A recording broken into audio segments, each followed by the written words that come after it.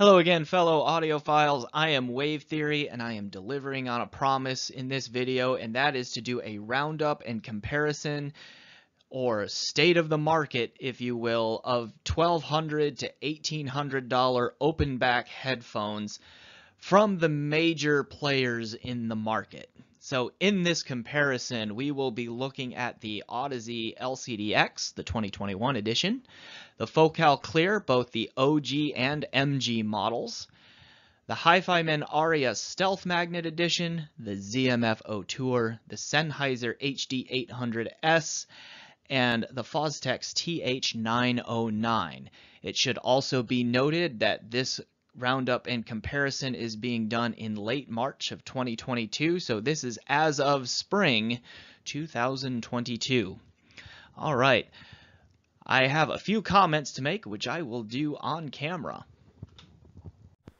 So hey, making a quick on-camera appearance here for this video. I just want to make a couple of introductory comments and disclaimers and drop a thank you or two here before we get into the meat of this comparison. First of all, as usual, please remember to like and subscribe if you have not already, and do those things that you do to support YouTube channels.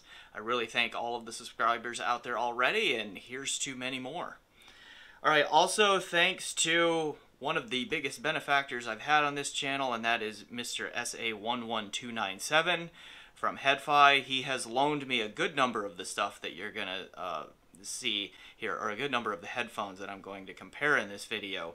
Not all of them this time, but a good chunk, so he's been a real supporter of this channel, so thanks, man. A lot of this has been possible because of you. Alright, in general, I want to say a couple of comments on, like, why should you consider $1,200 to $1,800 open back headphones at all? Because to a lot of people, that's going to seem like a lot of money, and they're right. That is a fair chunk of change. So why would we want to do this? Well, to my ear, most of the models that I'm going to talk about in this comparison video represent a big step up in overall sonic performance from headphones that are $1,000 or less. And the jump is not always insignificant. There is a pretty big performance jump. If you're using a $700, $800, even $900 headphone, for example, and you jump up to this $1,200 to $1,800 range, yes, that is a doubling of those numbers that I just mentioned, but the performance jump there is quite significant. So even though some will argue, law of diminishing returns, that you're not getting that much more technical improvement for that $800, $900 jump, $1,000 jump, depending on where you are in there. Even though you're not getting that much more technical performance, I mean, I will agree the technical improvement you get isn't necessarily huge, but to my ear, the steps toward realism, sounding natural, voices starting to sound like real human voices, and pianos starting to sound like real pianos, and that sort of thing.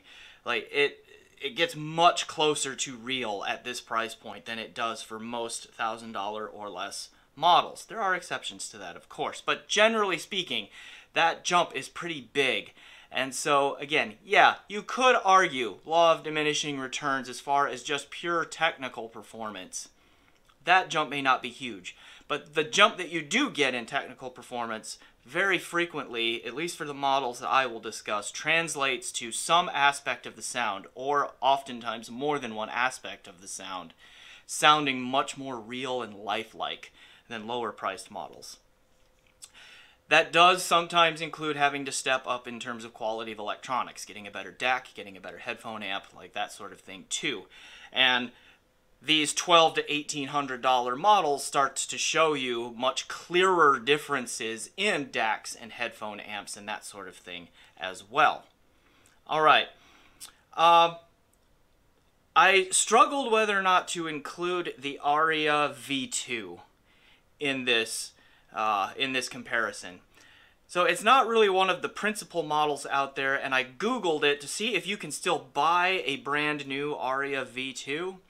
And did not really come up with much on that. Like, it is really hard to find the second revision of the Arya for a brand new sale.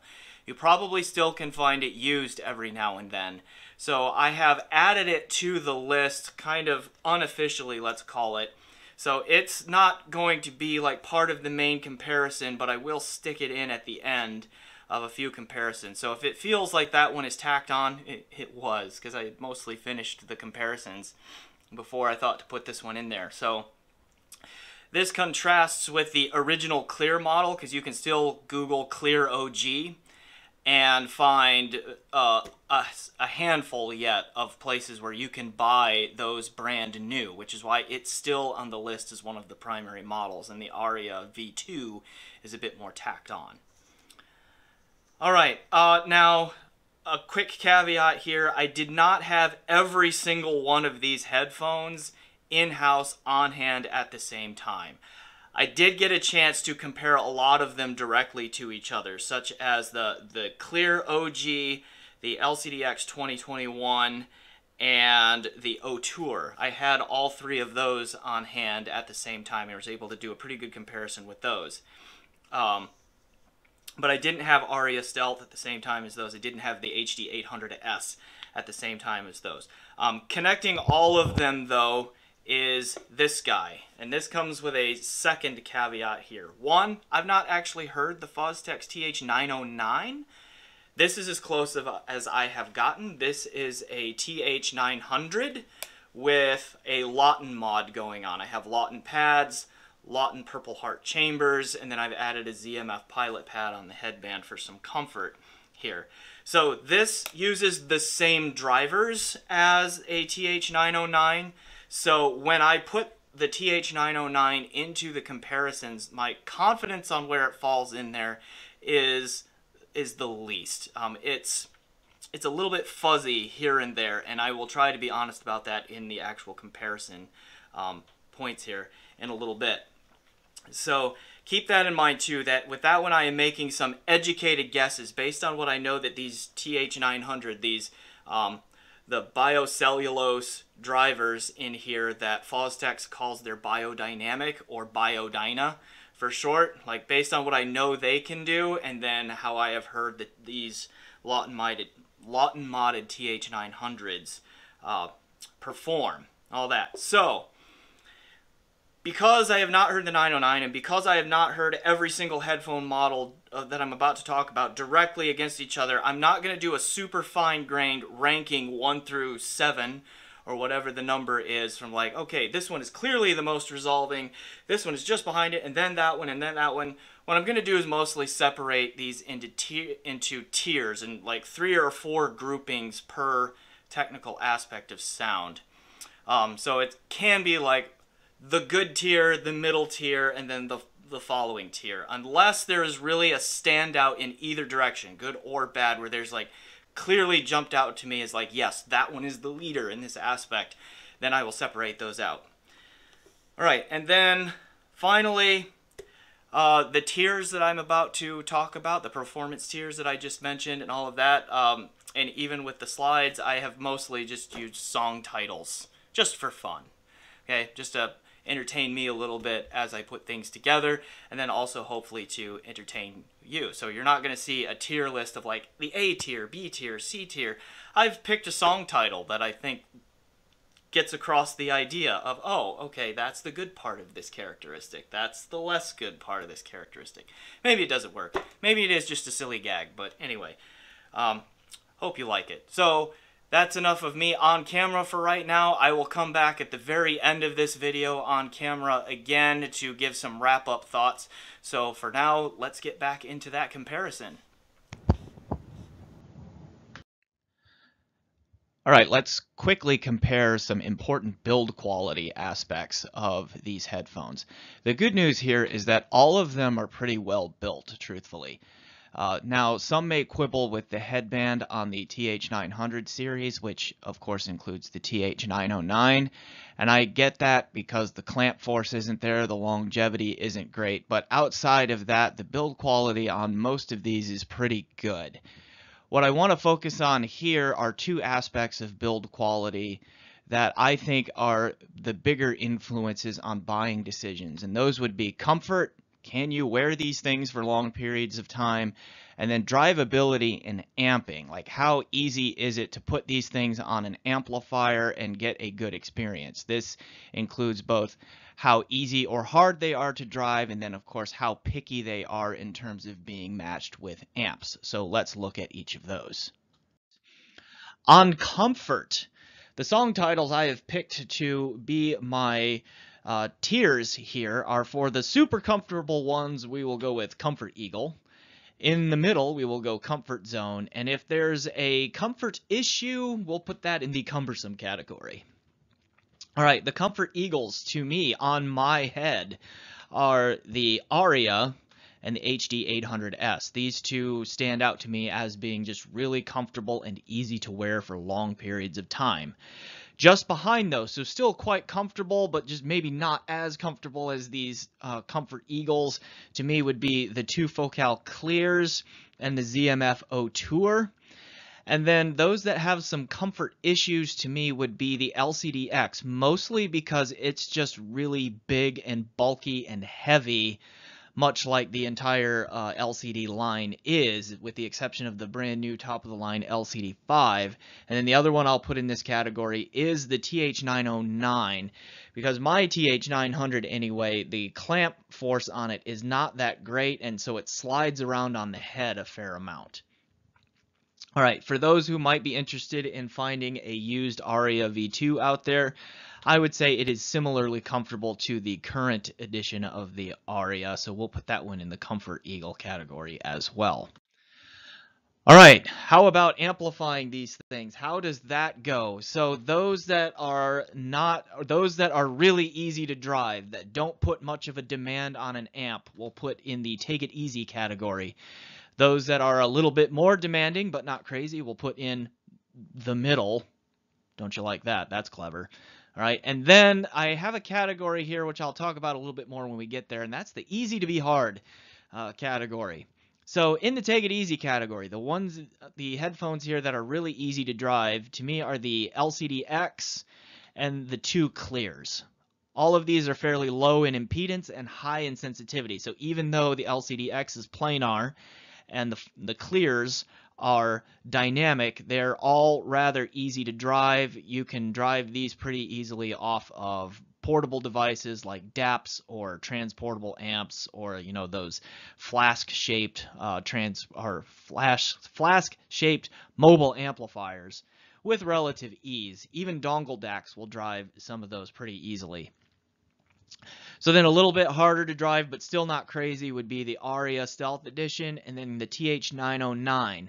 Now, the TH900 series, they are all about 25 ohms, and they seem to have high sensitivity on paper, but I have noticed some dips in their frequency response when they are on amps that aren't that powerful, particularly mobile amps and that sort of thing. So they do put a bit more of a demand on the amplifier than you would think. In the easy to be hard category, I'm going to put the two 300 ohm dynamic models in the Auteur and the 800S. And the reason that I'm putting these in the easy to be hard category is because, yes, they're 300 ohms, which means they're going to put somewhat of a load on an amplifier, but their sensitivities really aren't that bad. So they aren't all that hard to drive, but they are going to demand a little bit more than some of these others on this list. But the upside to these two is that they are very tube amp friendly, particularly with tube amps that are going to be in the price range that you would be looking at, you are likely to be looking at amplifiers in for these headphones. So any headphone can be powered by a tube amp well if you're willing to spend enough on a tube amp, right? But to get a tube amp that handles a very efficient load well, you need a really good transformer, which drives up the cost of a tube amp really high. For headphones in the $1,200 to $1,800 range, I think you're going to be looking at tube amps that are like the Bottlehead Crack, the Felix Echo, the KN-HA1A Mark II, the LTA MZ2. There's a Quicksilver model in there. I'm not really remembering that one off the top of my head, but in that range. And one thing those all kind of have in common is they tend to like the higher impedances or harder to drive loads. So that's why we have the easy to be hard here category. Now I'm going to add an additional tier here, and this is about amp pickiness. Okay, I can't get no satisfaction. So these will be like, for whatever reason, the models that I put in here, they respond to amps rather differentially. Like their performance characteristics will change, and they're a little bit picky about what you pair them with. And I think to me those are the Clear MG. The mid-range presence on that one to me really either ramped up or scaled back quite a bit, depending on what amp it was on. I'm going to put the TH909 in here as well, because my TH900 changes its behavior quite a bit based on amp, and particularly in the treble. It can get really sharp and sometimes like head-splittingly aggressive in that treble if it's not on the right amp. You try to put that thing on a high feedback op-amp based model like a THX or a topping amp, and it will split your head open. Okay, I can pretty much guarantee you that. So you've got to be a bit careful with this one too. To a lesser extent, I'm going to put the both Aryas on here actually. They are a little bit more amp picky than the HD800S or the Auteur that I remember in the LCDX, but they're not as picky to me, to my recollection, as the Clear MG or the TH909 are. Where that shows up with these guys is in the mid-range. Their mid-range timbre can be affected a little bit if you don't put them on an amp that has a really nice, clean mid-range to it. All right, so now let's talk about sound comparisons, because that's probably what we're all after here. And we'll do a quick rundown of the sound signatures. Then we'll compare the spatial presentation and at least describe the spatial presentations as best we can. Then we'll talk about performance tiers for spatial performance, resolution, macrodynamics. That's the physicality, like the impact, how hard they hit, the slam, that sort of thing. And then we'll talk about timbre, how close they can get to sounding real and lifelike. All right, so on the subject of sound signatures, let's look at each of these. In my reviews of all of these, which I have a review for all of these save the 909 up, which I will link to in the description, I called the LCDX like neutral mid forward, mostly neutral, slight emphasis in the vocal range. The Clear MG, mostly neutral but a little bit bright, slight emphasis in the treble. The Clear MG was fairly aggressively mid-forward and also warm. The Arya Stealth Magnet Edition is a slight V-shape, but also a little bit of emphasis in the warmth region. The Auteur is neutral with a little bit of emphasis in the warmth region. The HD800S is also neutral with a bit of treble emphasis, so we'll call that neutral bright. And then the entirety of the TH900 series, I believe, is V-shaped. It's just a question of how deep do you want that V to be. All right, and then for those who might want to look for a used Arya V2, that one is neutral bright, and to me, the bright part of that is quite bright. Right, so it might even make sense to drop the word neutral on that one and just call it bright. But I have a written review for that one, and you can dig into that more, and I will put a link to that written review down in the description as well. All right, so how can we compare the spatial presentations here? And I went back and forth on how to do that, and since I'm kind of a nerd and a scientist, I decided I was going to make a graph. Right, and on this graph, on the horizontal axis, I am going to put soundstage size. How big do these things sound? And then on the vertical axis, I'm going to put likeness, where the closer to 0 it is, we have a more headphone-like presentation, and then up towards the top, we have a more speaker-like presentation. Now, please don't read the vertical position here as me saying headphone-like is bad and speaker-like is good. That's not what I'm saying. That's a lot of preference thing. going on, and like sometimes a more headphone like presentation works for some music, and sometimes a more speaker like presentation works better for some music. It's just a way of categorizing these things. So to me, the smaller sounding ones that are also headphone like are going to be the clears, the OG and the MG. Not huge soundstage, and they sound very headphone-like in their staging. And I think the LCD-X is also like that, but it does throw a bigger stage in all three dimensions than the clears do. But all of these three kind of create this bubble around your head sort of sensation where they're putting you in the middle of the performance. If you've watched my channel, I like to describe things like Focals and Audeze do this thing where if you go to a symphonic presentation or a symphonic concert in a concert hall kind of a thing, the staging of these guys makes it sound like you are standing on the maestro's stand, where some others that are coming are going to make you think that you're sitting farther back into the audience. All right.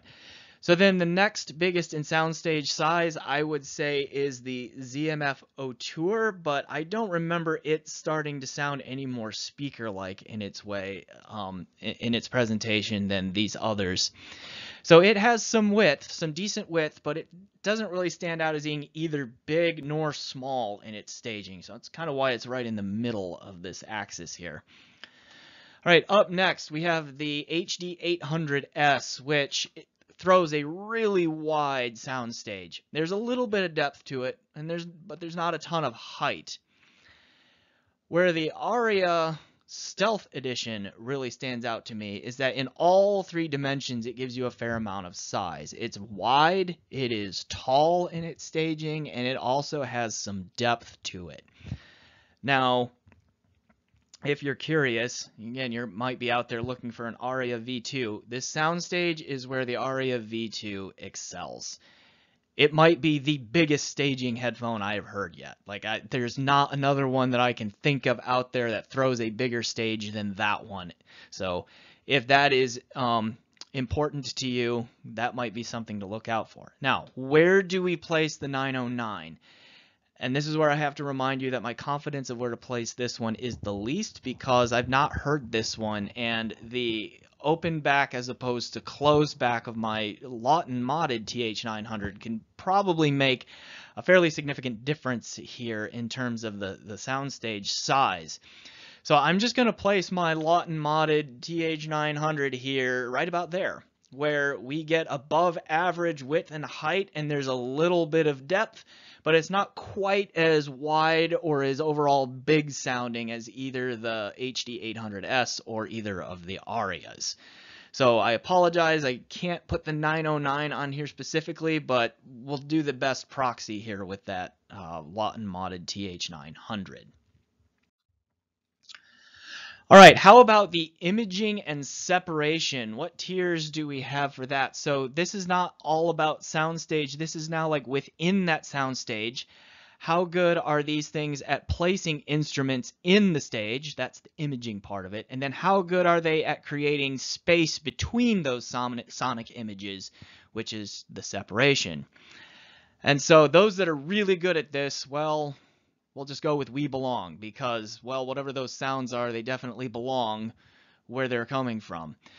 Right behind those, we'll have the I found you, because, yeah, you can localize the instruments pretty well, or vocals. Then we'll have the here without you, where maybe they image well, but they don't necessarily separate very well. And then I had to create a category, unfortunately, for this one here, where I still haven't found what I'm looking for. All right, in the we belong category, gotta put the Arya Stealth. Okay, it's excellent in its spatial presentation all around. And it's like, again, of this grouping in terms of brand new models that you can still buy, biggest in terms of width, height, and depth probably. But the HD800S is also very wide and convincingly speaker-like because of that width. And it also, again, within that soundstage, it images and it separates really well. All right, just behind these guys, LCDX 2021 does a pretty good job with this too, as does the Clear OG. So even though they're a bit smaller within those sound stages, they still localize and separate pretty well. The Auteur is going to go in the Here Without You category in that it does a pretty good job at placing the images. It does the positive part very well with imaging, but the space between sonic images is not always the most convincing. And then, to me, the Clear MG, just because it's so mid-forward and overwhelming in the mid-range to my ear, is like it can collapse its sound staging in there and lose its imaging and separation ability as a result of that, unfortunately. All right, where does the Arya V2 go? It's got to go up here at the top. It would probably, I can't exactly remember how great its imaging and separation were compared to the Stealth Edition, but I also remember that just being a standout feature of its performance back when I reviewed it, so I'm pretty comfortable putting it there. Where does the 909 go? So again, the best I can give you is my TH900 with the Lawton mods, and I would put that in the I Found You category, where it's pretty strong, just not quite as up there with the Arya or the 800S. All right, resolution. Those that are really resolving and just pull out the most detail. They have the best detail retrieval, they have excellent micro detail retrieval, etc. Those are going to be the ones that tell you the truth. Just behind those are going to be the ones that, hey, would they lie to you? Then those who can do some parts of it well but aren't super strong across the board will say, well, just give me some truth. And then those that are not so great at this, communication breakdown. All right. Arya Stealth, way up there, probably the most resolving headphone in this price bracket right now. The 800S and the Clear OG are going to be hot on its heels, though, also being very resolving, almost there. However, the LCDX is not far behind those. Like, even though it's the cheapest model in this comparison, it holds its own in the detail retrieval. The Auteur kind of fits in between these. It's not unresolving, but it's also just like, it's not going for a whole lot of resolution. It's a little more relaxed and smooth in its presentation. So it's not that it's not worthy of its resolution here in this price category. It's just like, I think a little bit intentionally not quite up to the rest of those. And then unfortunately, I need to put the Clear MG here because, again, because of that aggressively mid-forward mid-range, that collapses things, and I thought it lost some detail retrieval in through those mids in particular. All right, put the Arya V2 up here too. I remember it also had quite good detail retrieval, so I think that one goes there. What about the 909? So again, using my Lawton modded TH900, I think is probably pretty safe to put that one at least in the Would I Lie to You category. You might get it up to the truth category. It's close. All right. The Macrodynamics. How physical are these things? How hard are they going to hit you? Those that'll rattle your brain, we'll put in the clubbed to death category. Those that'll pop you pretty good but aren't quite as aggressive as this top group will put in the We Will Rock You category. Then there will be kind of a middle tier here, and then we'll have some that go easy on you. Okay, now it should be said that none of these are not dynamic. None of these have overly squelched dynamics. None of these are poor in this category by any stretch. We're just talking about levels of good here, to be honest with you.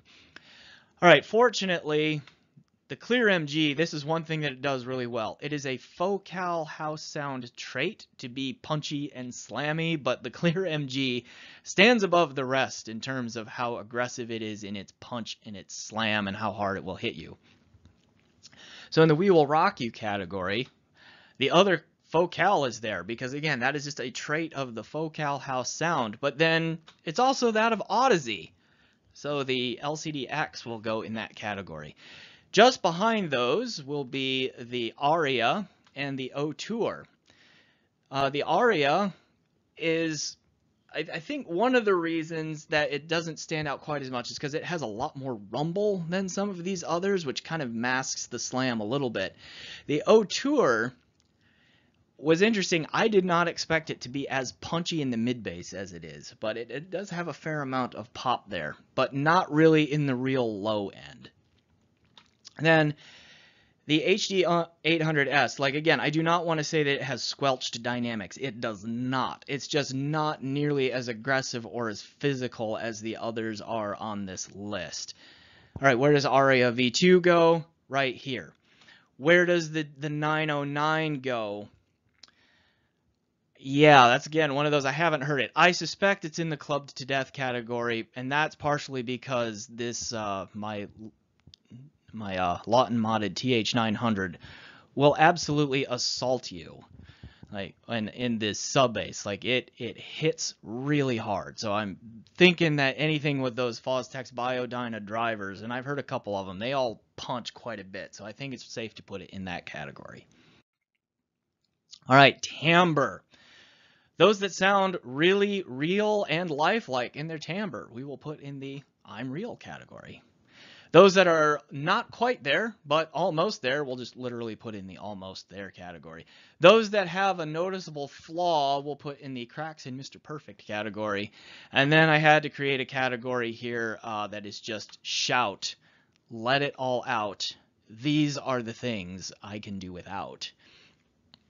All right, in the I'm real category, I think all around, the Arya Stealth is, it does the most things well in the timbre through the entire frequency range. However, I'm also going to put the Auteur in this category, particularly through the mids. It just has an exquisite, silky smooth, natural sounding mid-range to it. The almost there will be the 800S. Doesn't stand out as being as excellent as Arya or Auteur in the timbre, but also doesn't really ever do anything particularly wrong. Maybe just a little bit of sibilance every now and then, but not all that often. So I'll put that one in the almost there tier. The clear OG is going to go here in cracks and Mr. Perfect, because in the upper mids, lower treble, it can take on a bit of a metallic-y timbre at times. And it also can have a little bit of hidden mid-range shout and honk in it. Not terrible, usually not deal-breaking, but it's also not zero. A similar issue exists with the LCD-X, that it has pretty good timbre overall, but it does have a little bit too much forwardness in the mid-range where it can get a little bit shouty and honky at times. But then the shoutiest and honkiest of them all will be the clear MG. That one has some severe timbre issues, in my opinion, which is why it goes down here, particularly in that mid-range shout. All right, I would put Arya V2 here in the cracks in Mr. Perfect thing, because its treble presentation was so forward it can become overly bright, which tilts the entire timbral perception up towards the treble a little bit too much, I think. Some will like that, though. Where does the 909 go? Again, I can't tell you exactly, but on the right amp, and again, it's amp picky, but on the right amp, I think that it's in the almost, my Lawton modded TH900 anyways, in the almost there category. Can be a little bit shouty, can be a lot of bit shouty on the wrong amp, but in terms of what it's capable of, I think it goes here.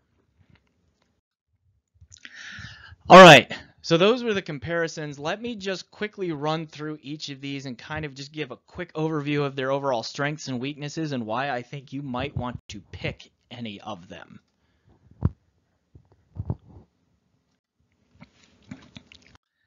All right, for the LCD-X 2021, I think it's a good choice for mixing and mastering. It's neutral enough in its signature that it does a good job for that. It's also played pretty nicely with a wide range of music genres, which not all of the headphones in this range do. And it's, again, it's mobile and transportable amp friendly because it's easy to drive. And, you know, it is the cheapest headphone on this list at $1,200, but still on a technical level does a pretty good job of holding its own with these more expensive models. So you could argue it is one of the better values in this comparison because of that. Now, why might you not want this one? Couple of reasons. There is a bit of mid-range shoutiness in its timbre, so do be aware of that. It's also big, heavy, and bulky, and will have some comfort issues for some people. Right, why the Focal Clear? At least the original. Well, it has really good macrodynamic impact and punch, so there's an element of fun to its presentation because of that. It also has a pretty holographic spatial presentation. It, too, is a good choice for mixing and mastering because it is neutral enough in its presentation, in its frequency response, that it will give you a pretty accurate portrayal of whatever pro audio work you are doing. It also plays well with a wide variety of music. And again, it's also easy to drive, so it's friendly for transportable mobile amps, that sort of thing.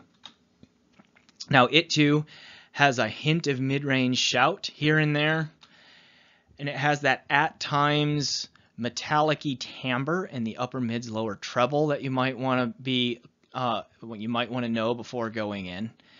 And there are some driver clipping issues at high volumes, and it's not always rare. Like this one, it clipped on me in the Cannon Fire from the 1812 Overture when I played that at about a 75 dB average. So that's something to be aware of too. All right, the Clear MG. If you like how mid-forward and warm it is, it has an odd tuning, but if you like that, then here it is. And again, it's probably the punchiest and slammiest of the non-Fostex models here. And it's pretty. It is that. And it too is transportable, amp friendly, at least in terms of easiness to drive.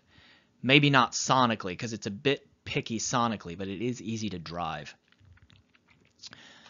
All right, but it has severe timbre issues, particularly in mid-range shoutiness, honkiness, sounding hollow and nasally, etc. And I just think it's behind the original just in terms of overall technicalities. It's just not quite up to the standard that was set by the original Clear. And again, sonically, it's amp picky. All right, why buy the Arya Stealth? Well, I think it's the best all-arounder in this comparison, honestly. It is either at or near the top of just about every performance category. And so, yeah, it has excellent resolution. It has the class-leading spatial presentation. It has very good timbre through the whole frequency range. It plays nice for just about any kind of music you throw at it. And it's also really comfortable. All right, now, the downside is the HiFiMan's treble presentation can bother some, and that is also true here. It is not horribly, but a little bit amp picky, so you do have to be careful what you pair it with. And I'll talk about this a little bit more in my little outro coming up here, but a used HE1000 V2, which sounds very similar, is a noticeable upgrade and can often be had in the $1,600 to $1,800 price range on its own. So that raises the value question for the Arya Stealth, I think. So this isn't a problem with the Arya Stealth Magnet Edition itself, just a state of what else you can get for the money right there. Okay, Arya V2, if you can find one of those used. If there's a bigger Soundstage, I haven't heard it. Just can't name it. Still very good resolution. It has the same physical comfort as the Arya Stealth. If you get it at a used price, it could be quite a compelling value. Now, it does have an even more emphasized treble than most HiFiMans do, and that can bother some. It also has a similar amp pickiness as the Stealth Magnet Edition. It is a little bit lean in the bass, so it has a fairly good dynamic impact down low. Just the presence isn't all that much at times. And again, I was unable to find it anywhere for a brand new on Google and for a quick search. Maybe there's an open box model out there somewhere, but yeah, good luck. All right, why the ZMF Auteur? I mean, you have that amazing ZMF build and craftsmanship. They just look absolutely beautiful. And there's a pride of ownership that comes with that. They are a very relaxed, smooth, and easy listening presentation, and that definitely has advantages at times. And they have that exquisite mid-range timbre, which probably best in this field, specifically through the mid-range, in terms of making things through that frequency range sound like the real thing. And then the ability to put it on tube amps because of that 300 ohm impedance. If you want a high-end headphone to use with a mid-fi/low hi-fi tube amp, this is a solid option. And then, yeah, because of that mid-range timbre, it really excels with vocal and acoustic music. Now, it is behind the others in this category in terms of resolution. The frequency extension in both directions, both in the deep bass and the upper treble, it rolls off a little quicker than the rest do. So it's a little bit more mid-focused in that way. And if you buy it brand new, the lead time to get it can be quite a while. All right, the HD 800S, why this one? Class-leading comfort. I think it was the most comfortable headphone in this grouping. At least it was for me. Wide soundstage with excellent imaging and separation. It is also an excellent choice for mixing and mastering.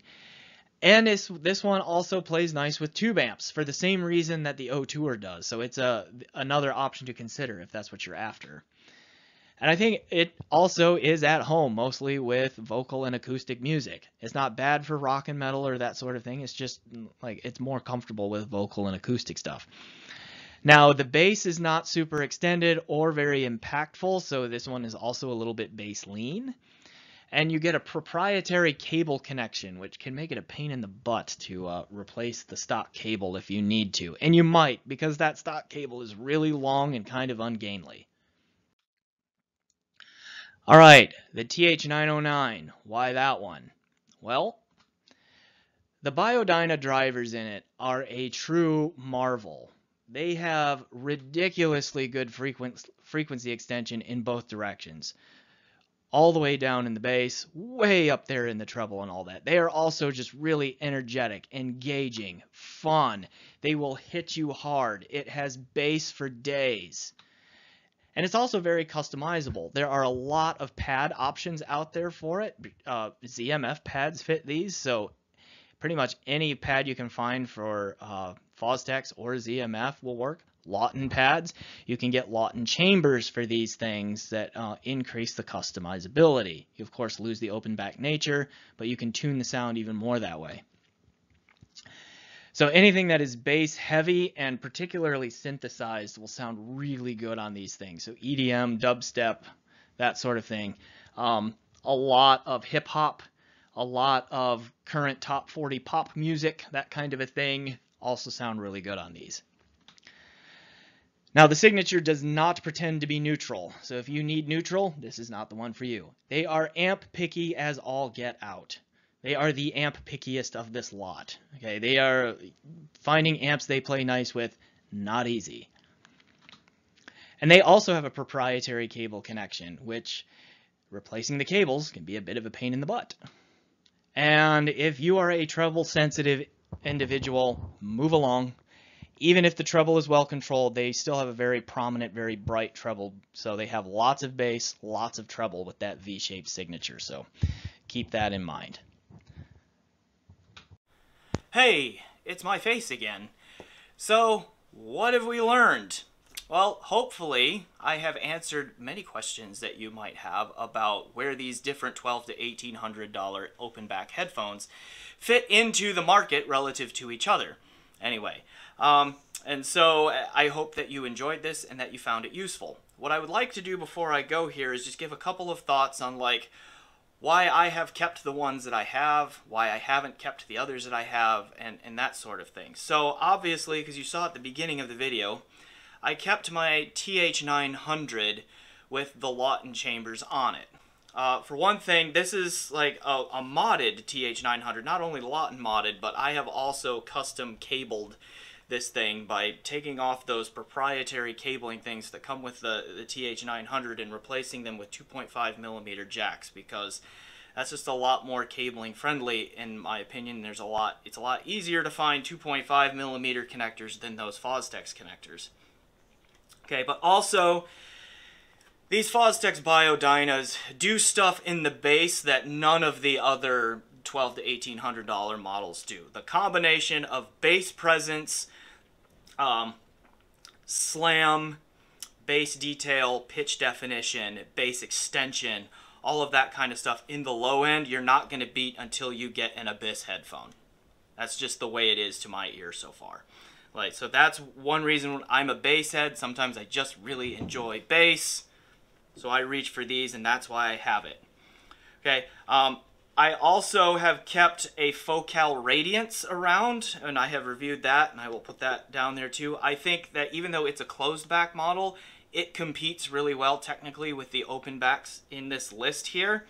And then it also isolates really well. So it meets multiple needs for me in terms of being a reference point. I'm not calling it the reference, but just a reference point in the $1,200 to $1,800 range. But also because it's easy to drive and closed back, it becomes very portable and transportable friendly for me. So that's why I haven't kept LCDX 2021 or the Arya Stealth Edition, or any of these others that, even though I really like all of these, except for the Clear MG, okay, even though I really like all of these other headphones, they haven't had a space in my collection for use case reasons.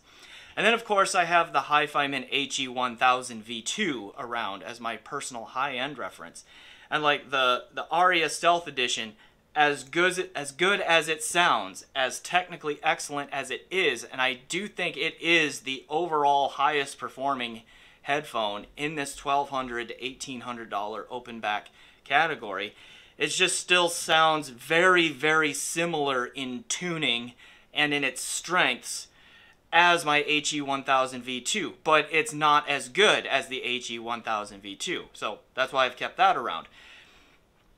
The ability to buy an HE1000 V2 used, anywhere from like the $1,500 to $1,800 range, because I've seen a number of them go on sale and be sold in that price range, really puts the squeeze on a lot of these $1,200 to $1,800 headphones for their new prices. Like that, its presence looming as a used model at that price, you do have to think about that when you get up here, I think. Particularly if you like that HiFiMan tuning, the big staging, all of that. Like, you really got to think long and hard about the HE1000 V2 used at that price. If I were to keep an additional $1,200 to $1,800 unit here, it would be likely the HD 800S or the Auteur. I would lean the Sen on that one because it is more resolving, has better staging, a little bit better, more complete overall technical sound. The Auteur has the advantage in mid-range timbre, sounding really wonderful and natural in the vocal range. But the HD 800S just is its timbre is in no way bad. It also has very good timbre. But anyway, I would keep one of the two of those for the 300 ohm impedance so that I had a higher end headphone to use with my K&HA1A Mark II tube amp, or to test other tube amps that I might get in for review in that price range, or that are price appropriate. Have one around for those purposes, one of those 300 ohmers around for that purpose. I do have the HD6XX and the Beyer DT880 600 ohm to test tube amps with, though, and those are still really good and do a pretty good job for that. But if I were to get one of these $1,200 to $1,800 open backs, I would lean HD 800S for that reason. If I couldn't get a good deal with those, then I would go Auteur probably if there was a good deal on that for the purposes of using with a tube amp. Alright. Am I going to do a video like this for closed backs anytime in the future? I would really like to. I would like to do a closed back shootout, a high-end closed back shootout. I've heard a good number of them. I just mentioned the Radiance. I have heard the Meze Lyric. I have heard the Dan Clark Audio Stealth. Spoiler, I have a ZMF Verite closed en route coming in for review. I have not gotten my hands on an Audeze LCD-X closed yet. if anyone out there has the newest version of the LCDX closed that you would be willing to loan me for review and to get into such a closed back comparison, please reach out to me on HeadFi at Wavetheory and let me know. Alright, with that, I will leave it there. So I hope that you enjoyed this $1,200 to $1,800 open back headphone comparison. I enjoyed presenting it to you. I definitely enjoyed listening to all of these. And I hope that this was helpful, and that if you're in the market for such a headphone, that this was of benefit to you. So I am Wave Theory. Thanks for watching, and until next time, enjoy the music.